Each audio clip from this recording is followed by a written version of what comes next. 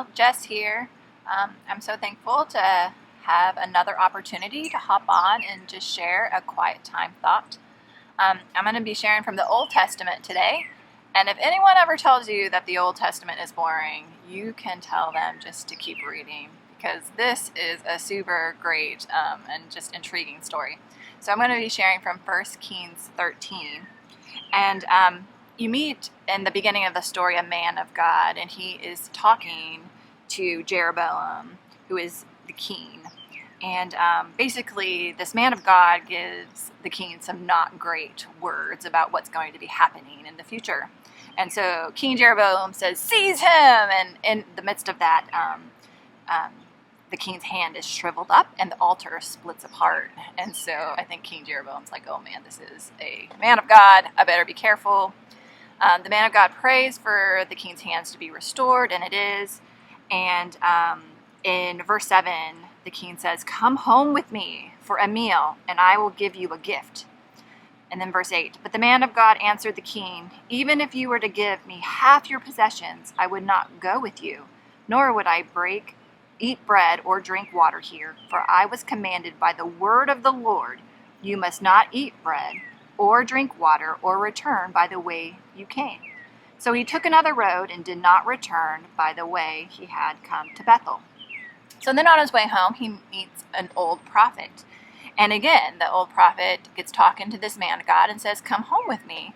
And again, the man of God says, "Nope, God told me not to do it." And in verse 18, the old prophet responds and he says, "I too am a prophet as you are. And an angel said to me by the word of the Lord, 'Bring him back with you to your house so that he may eat bread and drink water.' But he was lying to him.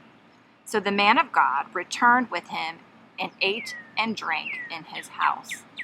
And so they go back and they're eating. And then in verse 21,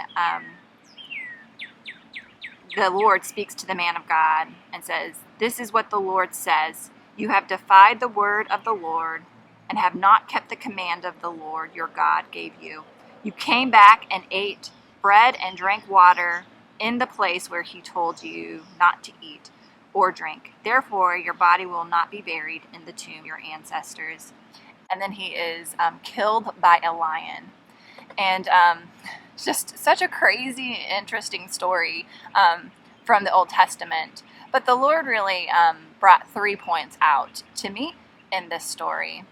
So the first point is that I was just deeply convicted in my own walk with the Lord, that I really need to be deeply connected to Him to understand what He's saying to me and to walk in obedience even when it's not necessarily easy or when people around me are telling me to do otherwise. The second point that I was challenged in is just in the counsel that I'm seeking, the people that are influencing my life.